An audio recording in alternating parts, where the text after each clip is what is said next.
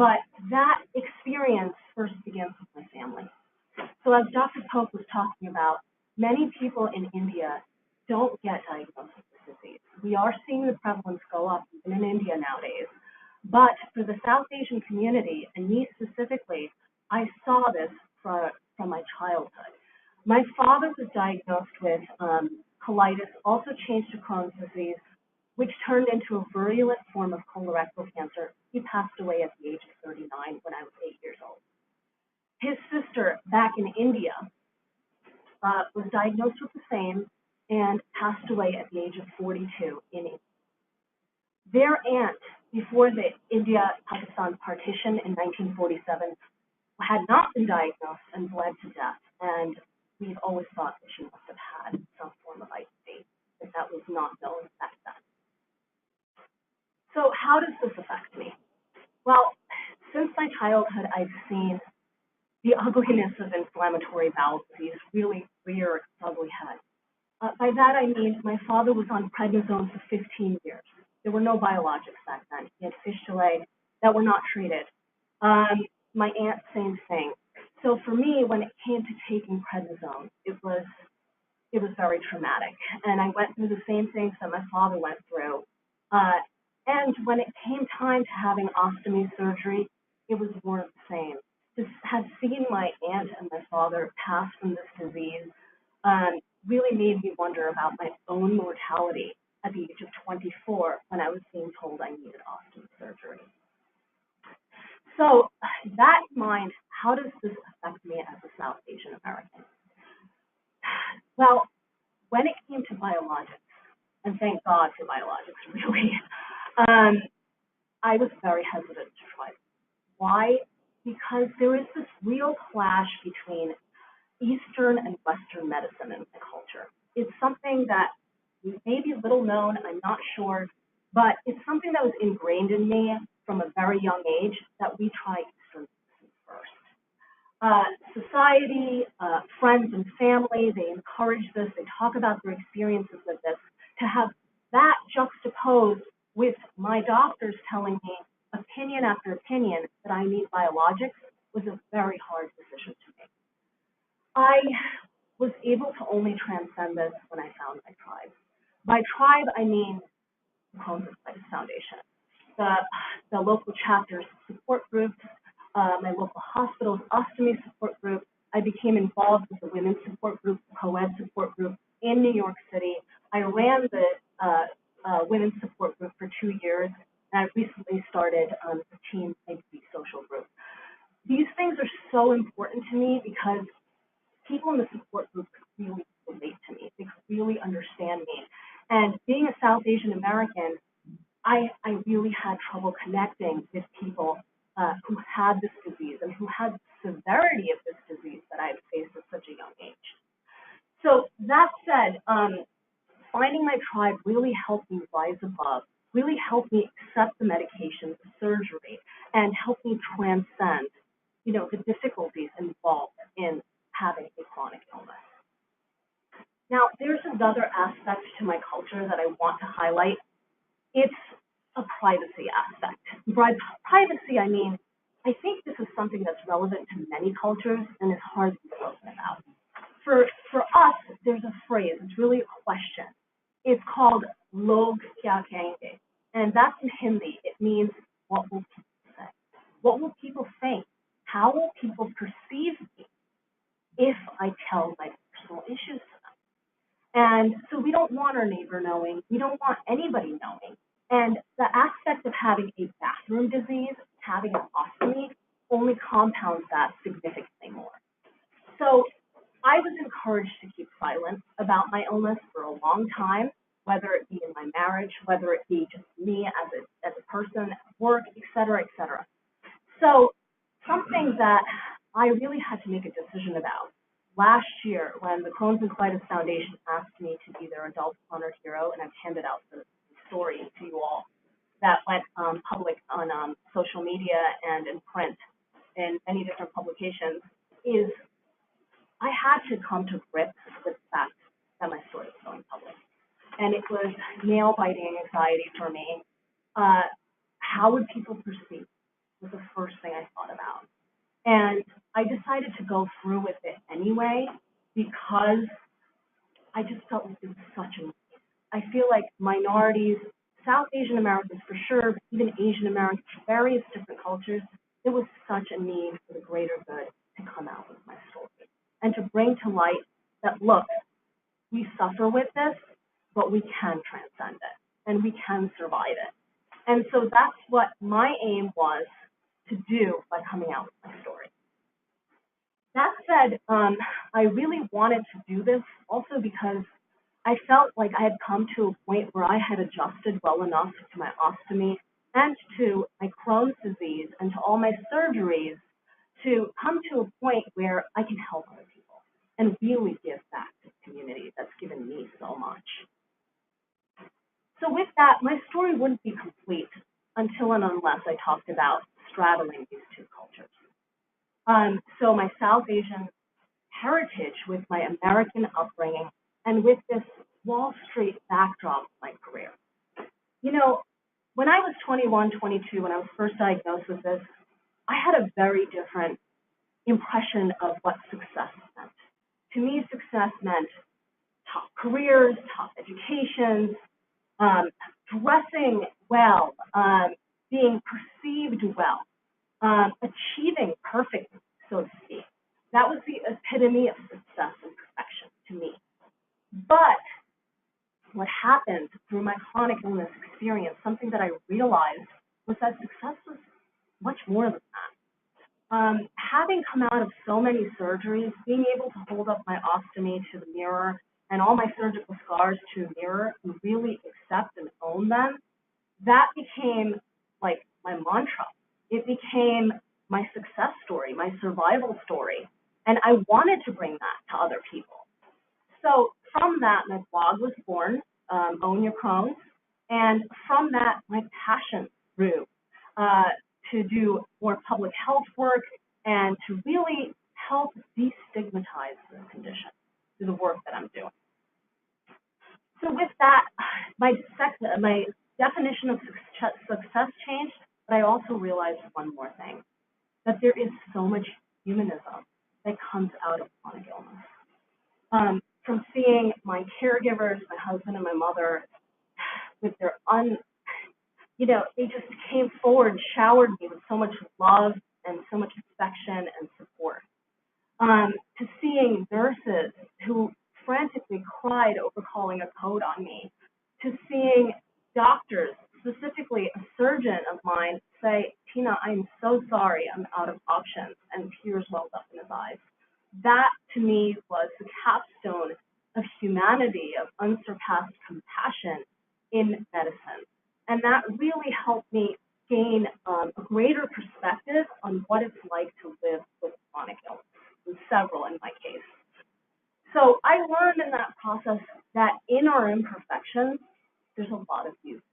And in that is success. In success comes thriving, comes reinventing ourselves after each and every surgery. And that's what I learned, and that's what I took away from this entire process as I continue to maintain myself in all my chronic illnesses. With that, I just want to say thank you all for being here today, for listening to my story. You know, when you survive all this, you come out of this thinking, I have to do something back. And that's what I'm here to do today. I'm so honored to be with you all. My story is really an ode to my late father, my late aunt, to my caregivers, my husband and my mother, and also to the 3 million Americans who are suffering with IBD today in Seattle. Thank you so much for having me here today.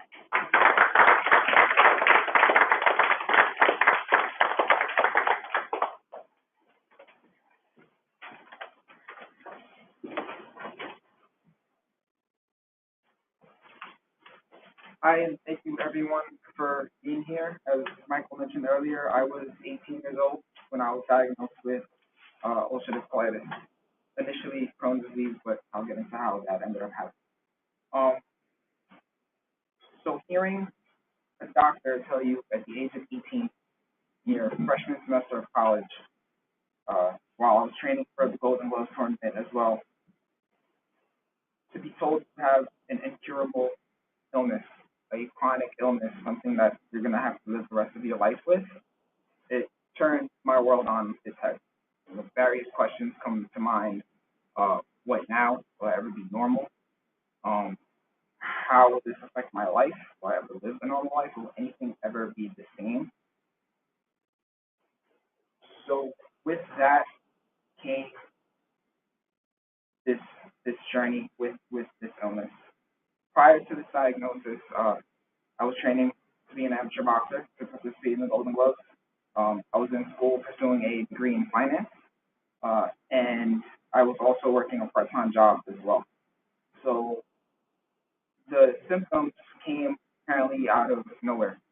It began with blood in my stool, which I shrugged off and thought nothing of. It'll go away, I thought. Um, After several other occurrences, and I slowly felt my body becoming weak. I started to begin to feel fatigue. I became too tired to train, too tired to even make it to class, and I kept this to myself. Uh, didn't tell anyone. It was just me and my mom at home. Eventually, my mom took notice that there was something not quite right with me physically and my attitude as well, mentally, kind of everything. So I eventually told her what was going on, and to her dismay, we ran straight to the hospital, where I was admitted, and they had no idea what the issue was. Um, Culturally, demographically, being in a certain area where we live, local hospitals, particularly in Brooklyn, are known to not have the best care. So when it comes to how we're relating our ethnicity to our journey, I feel like this played a role in it. Maybe not necessarily because I was Latino, but more because of the socioeconomic place of where I live. So I don't even think the hospital I went to was familiar with IBD. I was admitted there for several days, various tests run, colonoscopies, endoscopies, blood tests. They eventually came to the conclusion of Crohn's disease. However, the treatment we were getting, my mother and I weren't quite satisfied with. We didn't feel like there was a clear path to be in good health.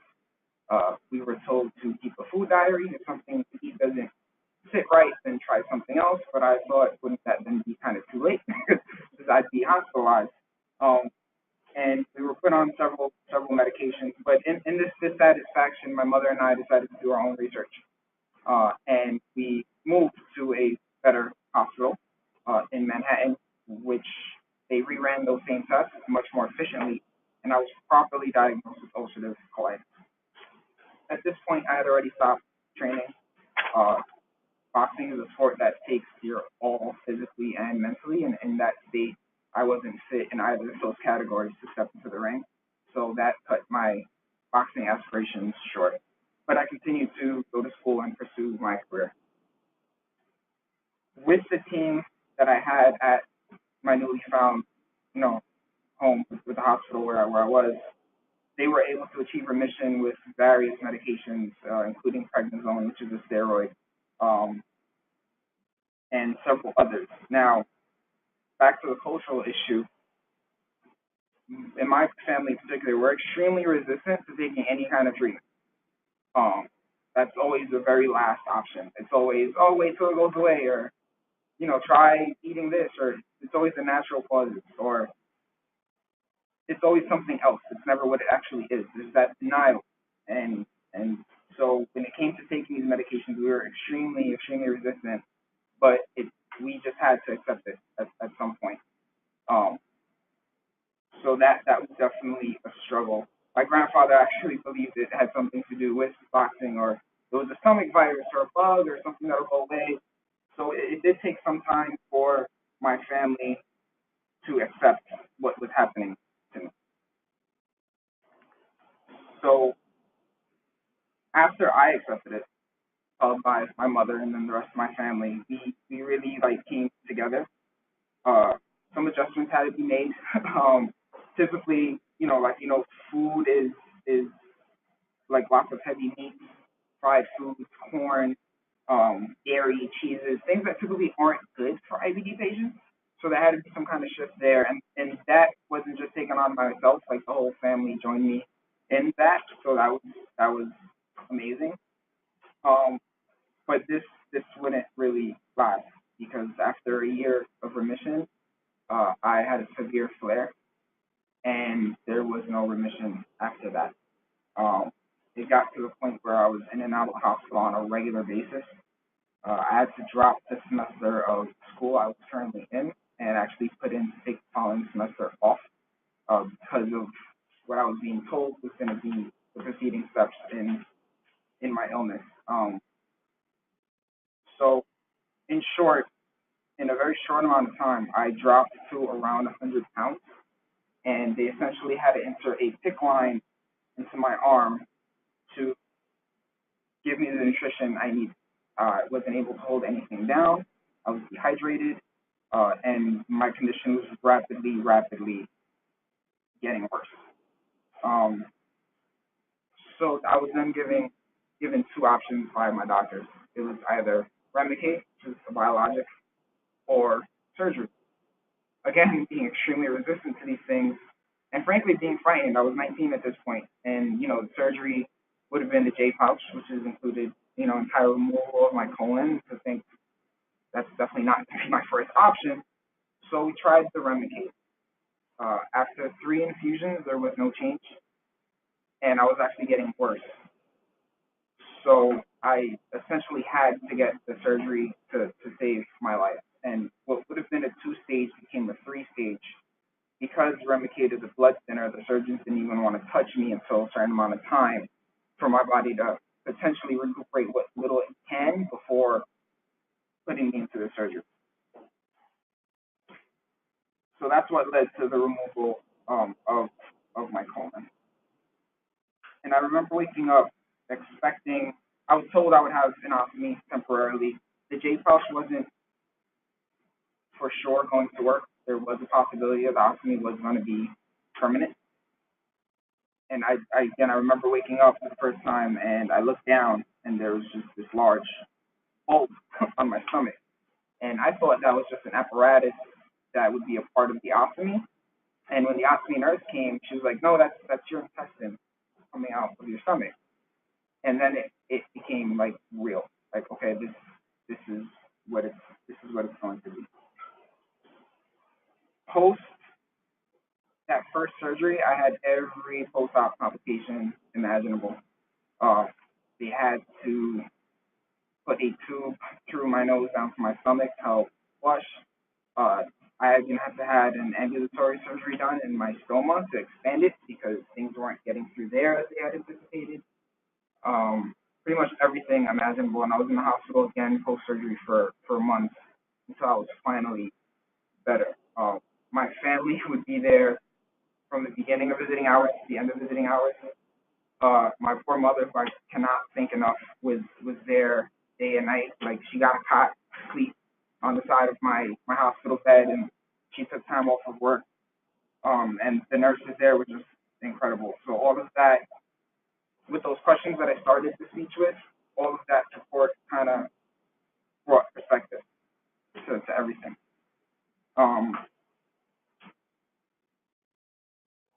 They also told me how to walk to feel better. And within 24 hours of that first surgery, I was up and walking. And I remember a nurse saying, "Why are you up?" And I said, "Well, you said I had to walk to start feeling better, right?" So that determination to get better was definitely helped by the support of my family. Um, after the ostomy was done, I did go back to school with the ostomy because I couldn't take another semester off because at that point I was risk to reapply and I was going to lose all the work I had put in. So I attended school with the ostomy, and of course, as a young man, body image, because I'm going to school with this bag. So at that time, it definitely did affect me. It no longer does, thankfully, because at the end of this, they were able to reverse the J pouch. So that was definitely something difficult to deal with. So I can definitely understand people who have a permanent ostomy. Um, it's definitely something that's challenging. And at that point, I felt like the worst was over. The recovery from my next two surgeries went really, really smoothly, thankfully. And they eventually reversed my ostomy, and I now have the J pouches I've had for 8 years, and it's been great ever since. Thankfully, no symptoms, no restrictions, no medications, and I thank my whole support system for that. After I felt well enough, though, I found the foundation, and ironically, their headquarters was just blocks from my college.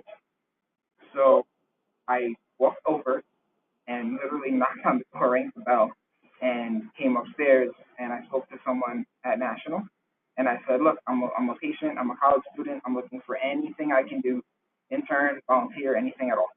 So they directed me to the local New York chapter, which is only a few floors down, and I went down there and spoke to them, and I started interning there. In combination with that and just my life experience, I actually ended up changing my major in college, even though I was only 3 classes away from the finance degree. And that completely shifted where my life was headed. With my involvement, I was also introduced to Camp Oasis, where I would process the applications and read these kids' stories and then think about my own stories. And I asked the camp director, hey, can I go, like, as a counselor? And they're like, we've never had an admin ask that question, but yeah, we can do that. So I was like, okay.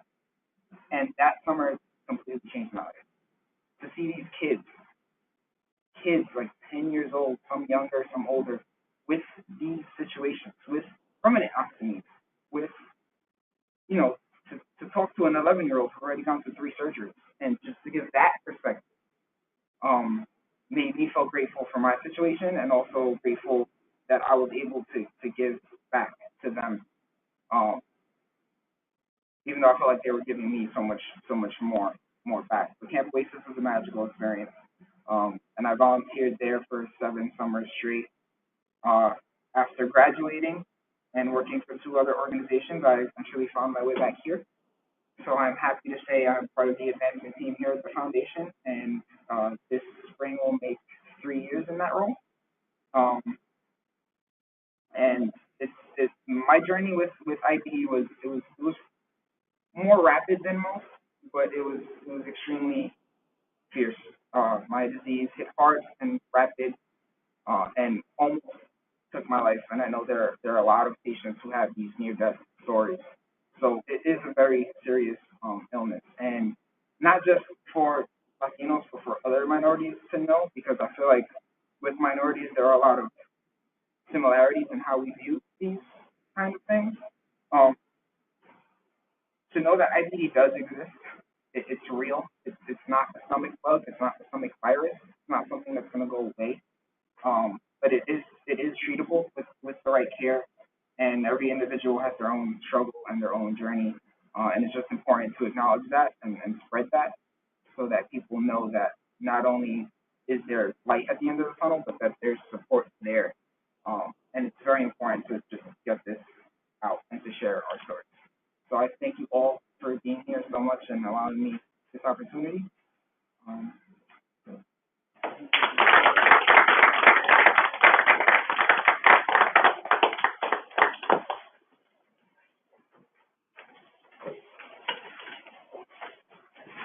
So I want to thank so much all 3 patients for so bravely and wonderfully sharing their story this afternoon. Incredible. And we're going to open it up for some questions that anyone either on the phone or in the room might have. But 2 things occurred to me to mention just because of what I have been hearing.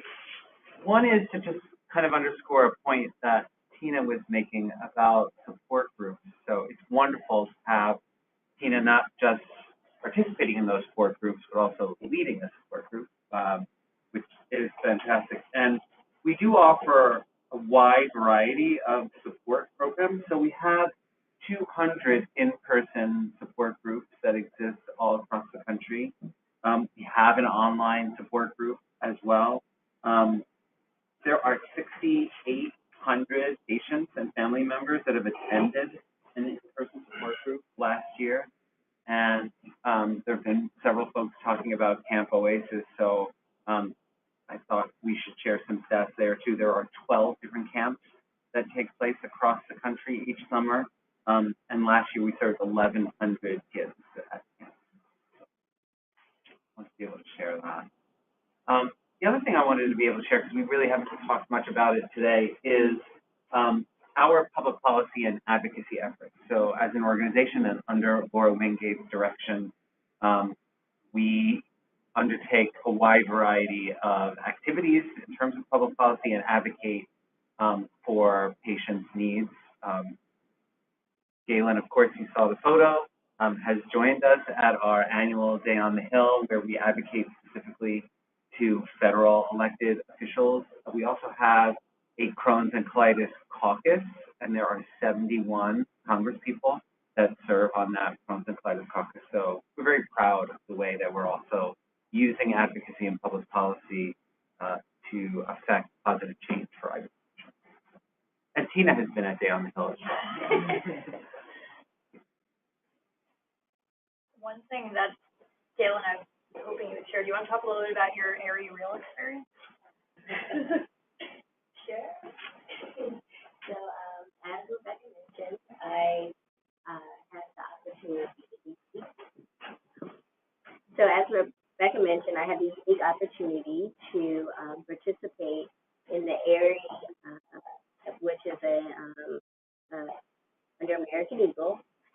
It's a bra and underwear shop, but I had the unique opportunity to be featured in their bra fall campaign, and I have in that picture, as you see, that's one of my photos. I am front and center with my ostomy, and so they posted an open call for their campaign.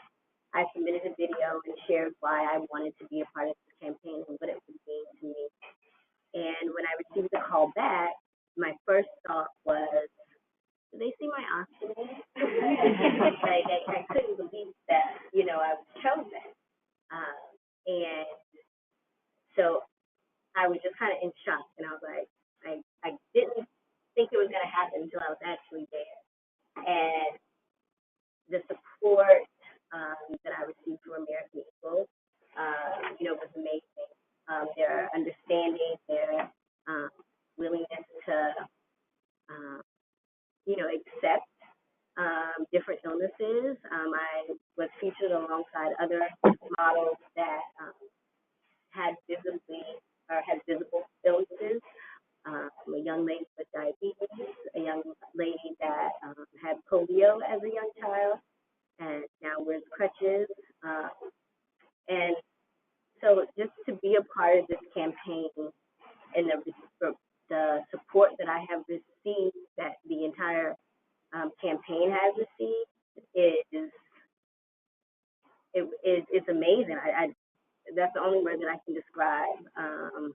And I think that the impact, it's not, I understand so well what seeing that image in a national campaign, in a national store, internationally, really, seen all over the world.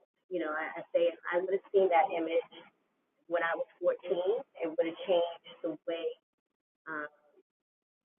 my life turned out, honestly, because I wouldn't have suffered so long and, refused to have an ostomy if I had seen this image or if I had seen that. And so, really I worked towards, shattering stigma, break the stigma, the negative stigma of ostomy. So just to be a part of this campaign was amazing and continues to be amazing. Thanks. Can I ask Brent to do something before we open up to other questions? Because I think we've had enough conversation about it today that it might be worth a short description of what it means to have a temporary ostomy, what it means when that's reversed to become a J pouch, and what it means to have a permanent ostomy. So, do you mind doing that? Not at all. A temporary ostomy is exactly as the word implies. intention is that a patient is going to divert, a surgeon is going to divert the contents of the valve around the colon into an ostomy bag for a period of time. In some cases, that's essentially to give bowel rest, and it may be reconnected. That's become much rarer. And most of the time, it's with the intention that there will be a connection to the remaining anus, that the intercolon will be removed, and that a J pouch will be created following the temporary ostomy. J pouch connects the anus to the end of the small intestine and basically creates a functioning reservoir to function like an anus or a rectum, so that a patient has the ability to go and sit on the toilet and go to the bathroom and defecate, and generally retrain themselves what the sensation is like and to go and defecate. The permanent ostomy tends to be driven by a couple of choices, and I think we heard this from both Galen and Tina. Many times the intention is that there will be a temporary ostomy, but something in the process prevents that, whether the disease is so severe and doesn't permit the ability to retain the rectum, or following the creation of the pouch, it turns out the patient has Crohn's disease and not ulcerative colitis. So if you remember from the morning sessions, we talked about for ulcerative colitis, removing the colon being curative for the intestinal disease. About 10% of patients, when they're diagnosed with colitis, it turns out that they actually have Crohn's colitis and not ulcerative colitis. And so when you think about the total number of patients that you saw, that's a lot of individuals around which there's not certainty which disease they have. So in those cases, we end up where a patient ends up having to have a permanent ostomy without the ability to create a J pouch and permit someone to defecate as they had before. So that journey is frequently really out of anyone's control. And this story by Galen of being able to have positive role models where, in fact, your overall health and well-being is immediately much better, and having positive role models for our patients is so important. One other thing I'd like to add that I think we heard in 4 of the 5 stories is the delay in diagnosis, sometimes self-imposed, sometimes medical community imposed, but the average time from first symptoms to actually being diagnosed is 6 months, but that can be as long as 2 to 3 years, depending on sort of how and where you enter the health system. I thought it was really informative, although I'm about 40% of my patients are from underrepresented minorities. I don't think I've really ever heard put so well the cultural impact around denial or other choices for what's causing my symptoms. And so that was really, as a clinician, very helpful for me here in how I approach patients and how I advocate for these diseases. Thank you. So happy to take any other questions of any of us in the room. And again, Jalen, if you wanted to speak to anybody afterwards, one-on-one, they'll all be around as well. Yes, to reiterate that, we're all available for one-on-one conversations. Certainly.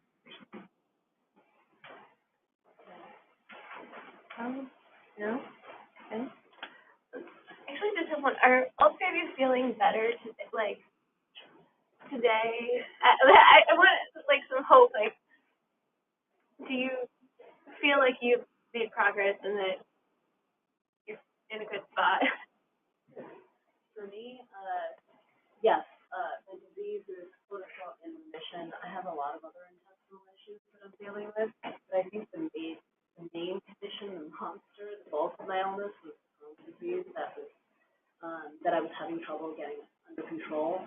The peripheral issues, it's like you treat one thing, it's like a pipe, like getting another hole and water leaking. I'm dealing with those issues, but as long as the Crohn's is under control, I can deal with those issues. If that answers your question. Is that common to have the other issues as well? Yes, and my answer is very similar to Tina's. I think as I am technically in remission, but so you asked, and I'm glad you asked, are you feeling better today? Because of the unpredictability of these diseases, day to day is different. So today I'm okay. There you go. Yeah. So, but Crohn's disease, ulcerative colitis, they can have these diseases causes extra manifestations, and so I have joint issues due to my Crohn's disease. I have a condition called avascular necrosis, and this is due to medicines that I was on because of my Crohn's disease. So there is several other compounding factors that can impact that answer. So Also, the side effects of biologics, just to add, immunosuppression. So we're always getting, at least I am, always getting cold, sinus issues. I have vertigo from them, migraines from them. So it's like there's these compounding factors, like Galen was saying, that can come as a result of being on medication or secondary to our diagnosis, or secondary to our inflammatory bowel disease, arthritis, to skin issues. I've had erythema nodosum, pyoderma gangrenosum, Sneed syndrome, hidradenitis suppurativa, all of which are skin conditions that come out of disease, eye issues. There's so many various forms of inflammation that can come out of disease, secondary to it. I feel like we don't discuss that enough. All those other things. So up to 2/3 of patients will have an extraintestinal manifestation, and there's really not an organ in the body that can't be affected by either the extraintestinal manifestations of the primary disease or the types of medications that we use to treat the diseases. Thank you. And then, I don't know if Vinay or even Stephanie, the patients in the first session, you guys could also. I'm more of a rare case, fortunately. Since my last surgery, I had some issues with pouchitis, which is when the J pouch gets inflamed, which requires extra medication. But I've been fortunate to have no issues. I'm virtually symptom free, and I'm not on any medication with no dietary restrictions. But I am a rare case. Mine was, once I went through a surgery, is what made the biggest difference for me, and I've been able to remain off medication since that time. But I was one that prior to that, I had almost every possible extra, condition that you can have that relates to this in some way or another throughout time. So, and kind of back to your earlier question about how are you doing today, I think such a big part of it too is the mental aspect has changed so much for me, especially because I was a kid when I was diagnosed, and I spent a lot of time not knowing anybody else and not talking about it. And finally having a community of people that can understand this has made such a difference that even in the times that I wasn't doing as well, that part kind of kept me going and helped to really kind of give you that boost sometimes that you need to get through the next day. Exactly. And if you have additional questions about extraintestinal manifestations, happy to answer. Whatever you want to know. The only thing I would add to that is that as an organization, the Crohn's and Colitis Foundation, we are trying to bring more awareness specifically to the extraintestinal manifestations of the disease, because I think you're exactly right. Even where there's awareness about Crohn's and colitis, there's still virtually no awareness of all the ways it can negatively impact your body outside of your GI tract. So we have education programs, et cetera. Yes. That's a great question. I appreciate you asking it.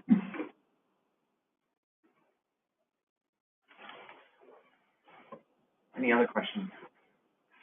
Thank you all so much, really. And once again, Galen, Tina, Jose, Stephanie, thank you all so much for sharing your stories.